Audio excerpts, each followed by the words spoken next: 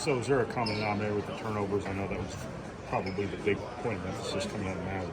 Obviously, it didn't go great for them. Yeah, for sure. I think Pink showed us the 17-3 on turnovers. I think that's just big.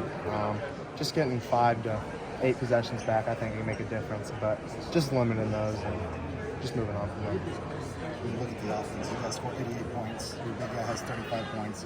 You out-rebound them by 20, whatever it was. You had to feel like, man, this is a game you have to win when you put up this in Detroit. For sure. Like I just said, just the turnovers kind of killed us.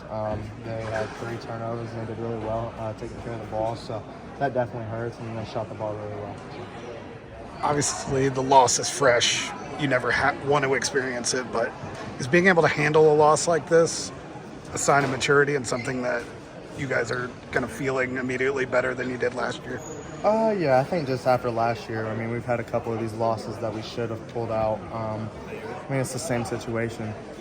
Just a new year, and we'll learn from it and be ready for Monday. How do you guys force more turnovers? Obviously, part of that was Northwestern being really good. Yeah, I think just more active hands. And then other than that, they played really well. So, I mean, there's not a whole lot we can really do. But they only had 3 turnovers.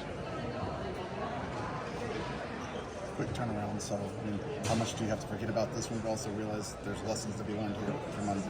Yeah, for sure. I mean, it's obviously a lesson, and we've learned it before several times. I think it would be good for us. We needed that. So we'll learn from it and bounce back on Monday and play a new game. Did you feel like the shot selection was what you wanted? It just seemed like there was a stretch where you guys went cold there after a hot start. So. Yeah, I think just to start that second half, we just couldn't drop a shot down.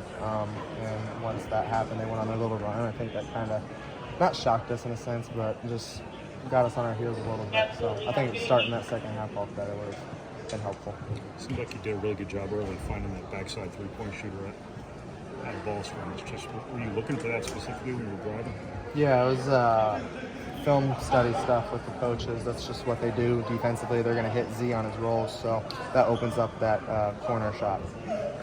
Matt said he thought you could have scored a couple of times. Did you feel like you were looking for that 3 more than one? For sure. I think the one I threw to Miles, I could have shot. But I mean, the other ones, I feel like when I'm getting the ball to Lance and Caleb and Mason, those other guys, I feel like that's the right pass. So I trust them now. You're good. Do you feel like the offense bled into the defense a little in the second half? No, not really. I just think they made plays down the stretch, and I just think that we kind of missed some bunnies here and there, and then turnovers kind of killed us. Is this team better suited to handle a loss like this than you would have been a year ago? For sure. I mean, we're experienced now. A lot of us have experienced that already, except for Lance, really. But I mean, he's on our page, so we'll be all right.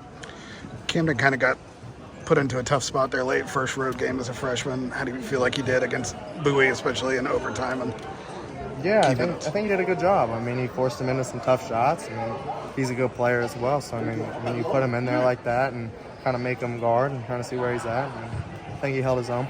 But Bowie's a good player, so he made his plays.